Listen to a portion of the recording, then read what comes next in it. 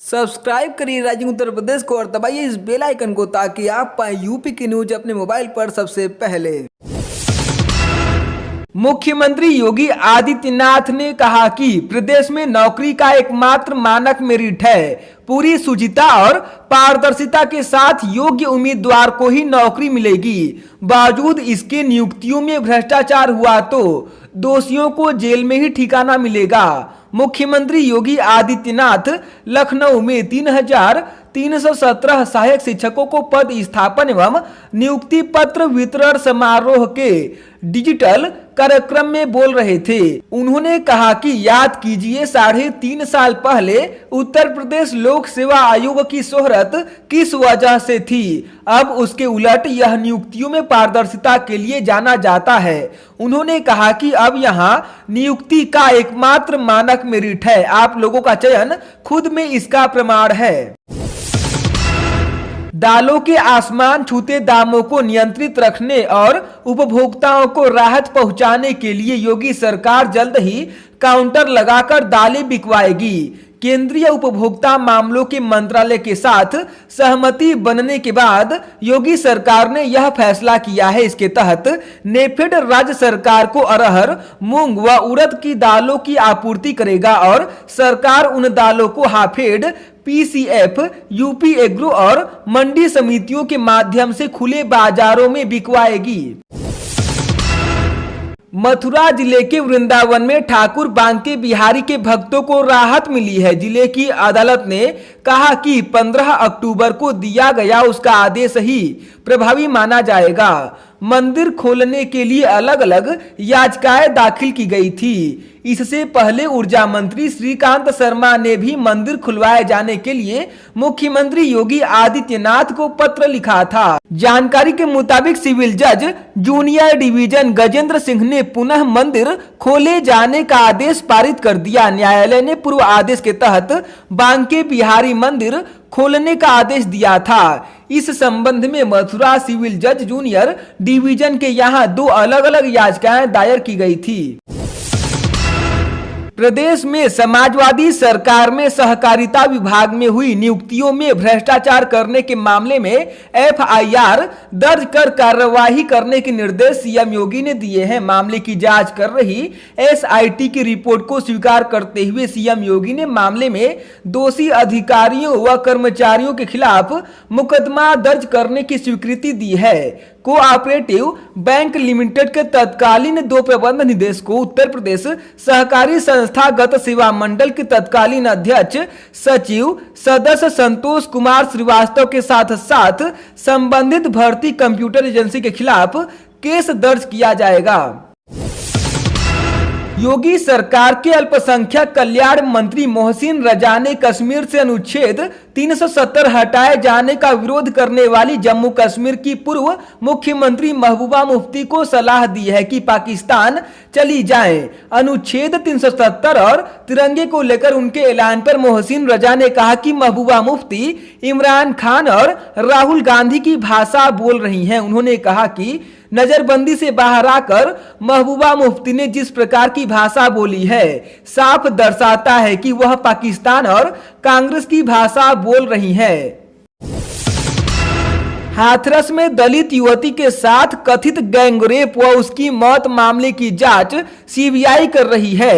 जांच के 13वें दिन डीएसपी सीमा पाहुजा की अगुवाई में एक टीम पीड़ित के बुलगड़ी गांव पहुंची है। यहां टीम गांव में भ्रमण कर अलग अलग लोगों से पूछताछ कर रही है। इससे पहले टीम ने अलीगढ़ जेल में बंद चारों आरोपियों से करीब 4 घंटे पूछताछ की थी। सबसे ज्यादा मुख्य आरोपी रवि से पूछताछ हुई थी। वहीं जेएन मेडिकल कॉलेज में पीड़िता के इलाज में शामिल डॉक्टरों के अलावा स्टाफ से पूछताछ के बाद प्रबंधन से सीसीटीवी फुटेज मांगा गया है। मुख्यमंत्री योगी आदित्यनाथ गोरखपुर पहुंच गए हैं। उन्होंने रात के समय गोरखपुर मंदिर के शिव मंदिर में अष्टमी तिथि पर महानिशा पूजन, शस्त्र पूजन और हवन यज्ञ किया।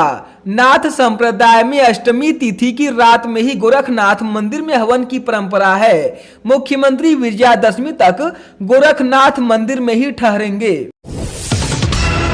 प्रयागराज में माफियाओं और अपराधियों की अवैध संपत्तियों के ध्वस्तीकरण की प्रक्रिया लगातार जारी है। इसी कड़ी में सपा नेता एवं पूर्व पार्षद मोहम्मद जावेद उर्फ पप्पू गंजिया का करीब 3 बीघे में बना आलीशान फार्म हाउस प्रयागराज विकास प्राधिकरण यानी पीडीए की टीम ने ढहा दिया।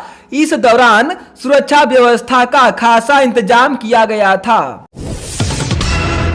माफिया अतीक अहमद के खिलाफ प्रशासन की कार्रवाई का सिलसिला जारी है। अतीक की अवैध संपत्तियों का पता लगाकर उसे ध्वस्त किया जा रहा है। इसी क्रम में धूमनगंज पुलिस ने जिलाधिकारी के आदेश पर नीमसराय और नीमसराय आवास योजना में अतीक अहमद के प्लाट की कुर्की कर बोर्ड लगा दिया है।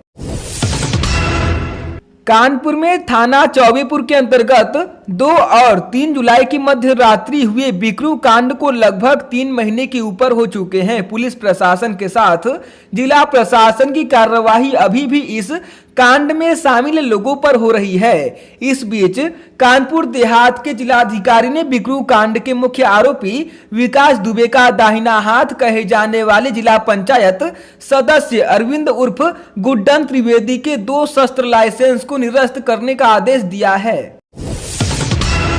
बलिया के दुर्जनपुर गांव में कोटे की दुकान को लेकर हुई हत्या के मामले में नया मोड़ आ गया है। मुख्य आरोपी धीरेन्द्र सिंह के परिवार वालों की क्रॉस एफआईआर दर्ज न होने पर आरोपी के घर की महिलाओं ने जान देने की धमकी दी है।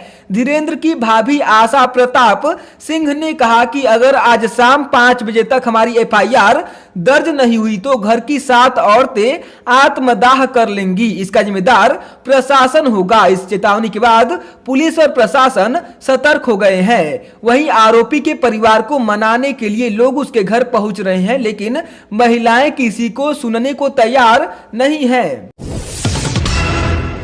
पति पत्नी को गुजारा भत्ता देगा। कोर्ट के ऐसे आदेशों के बारे में आपने तो सुना होगा कई बार, लेकिन उत्तर प्रदेश के मुजफ्फरनगर में उल्टा मामला सामने आया है। मुजफ्फरनगर में फैमिली कोर्ट ने एक ऐसा ही फैसला सुनाया है। कोर्ट ने एक महिला को आदेश दिया है कि वह अपने पति को गुजारा भत्ता दे। महिला आर्मी से रिटायर्ड है, जबकि पति चाय बेचते हैं। किशोरी लाल सोहंकार मुजफ्फरनगर जिले के खतौली में चाय बेचते हैं। उनकी शादी 30 साल पहले कानपुर की मुन्नी देवी से हुई थी। पत्नी इंडियन आर्मी में 4th क्लास कर्मचारी थी, अब रिटायर हो चुकी है। उन्हें 12,000 रुपए पेंशन मिलती है। 10 साल पहले मनमुटाव होने पर पति पत्नी अलग रहने लगे।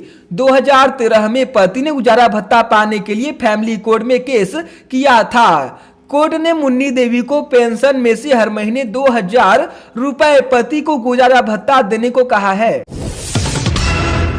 प्रदेश में महिलाओं को सुरक्षा का एहसास दिलाने और उनकी समस्याओं को निस्तारित करने की कड़ी में एक नई व्यवस्था की शुरुआत हुई। सीएम योगी ने मिशन शक्ति के तहत वीडियो कॉन्फ्रेंसिंग के माध्यम से प्रदेश के 1,535 थानों में महिला हेल्प डेस्क का उद्घाटन किया। इस दौरान डीजीपी हितेश चंद्र अवस्थी ने महिला अपराध पर अब तक हुई कार्रवाई का ब्यौरा पेश किया। सीएम योगी ने लखनऊ, नोएडा कमिश्नरेट के अफसरों से हेल्प डेस्क की कार्यशैली को समझा। सीएम ने कहा कि सरकार की योजनाएं सिर्फ कागजों पर न रह जाएं, इसके लिए सभी संस्थागत संगठन को मिलकर काम करना होगा।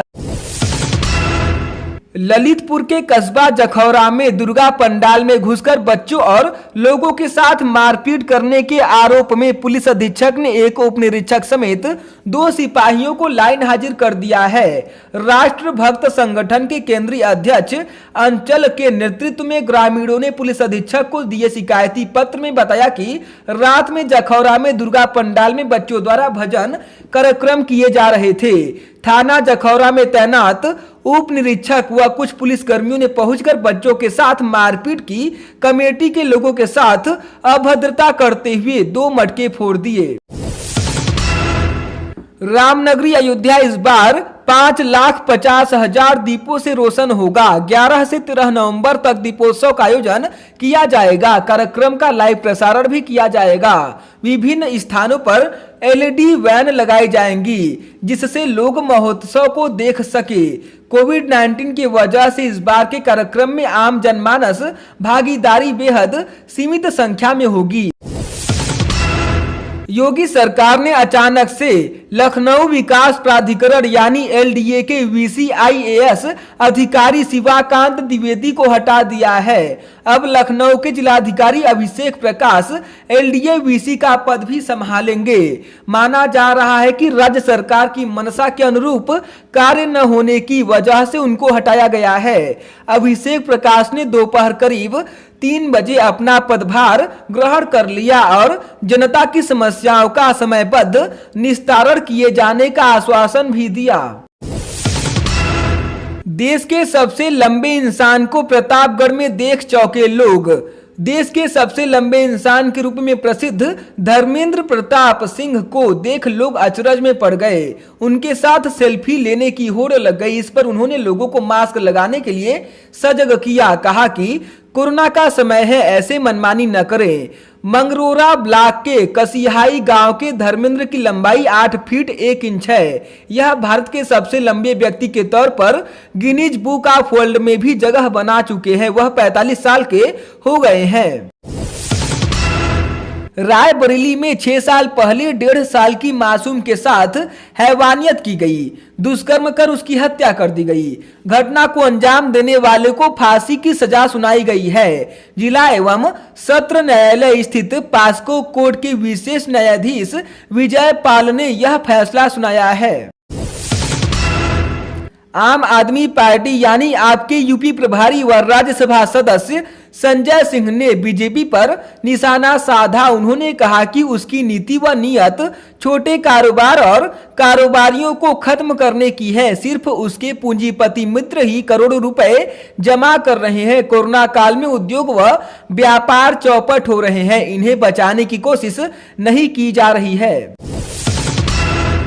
कोविड-19 के वजह से जहां एक और सेना की भर्ती प्रक्रिया पर ब्रेक लग गया है, वहीं अब कई जालसाज सेना भर्ती के नाम पर फर्जीवाड़ा कर रहे हैं। अभी इस साल फरवरी में हुई सेना भर्ती कार्यालय लखनऊ की लिखित परीक्षा भी न हुई थी कि सोशल मीडिया पर एक और ओपन भर्ती का कार्यक्रम वायरल हो गया है, जिसमें लखनऊ सहित 13 जिलों के अभ्यर्थियों के लिए रैली की संभावित तारीख भी तय कर दी गई है। हालांकि सेना की आधिकारिक वेबसाइट पर इस रैली के बारे में कोई भी उल्लेख नहीं है। सेना भर्ती कार्यालय लखनऊ के अंतर्गत लखनऊ, औरैया, बांदा, बाराबंकी, चित्रकूट, फतेहपुर, गोंडा, हमीरपुर, कन्नौज, कानपुर देहात, कानपुर नगर, महोबा और उन्नाव जिले आते हैं। सोशल मीडिया पर जालसाजों ने जो भर्ती कार्यक्रम वायरल किया है वह एकदम फर्जी है। अलीगढ़ सीमा से सटे जिला बुलंदशहर के गांव जरगवा थाना रामघाट पुलिस ने बीती रात अलीगढ़ रामघाट रोड पर मुठभेड़ के दौरान कटने को जा रही 16 गौवंश समेत 3 लोगों को तमंचा, कारतूस, 2 छुरी सहित गिरफ्तार कर लिया है। एक गौवंश की दम घुटने से मौत हो गई। पुलिस ने पकड़े गए तीनों आरोपितों को जेल भेज दिया है।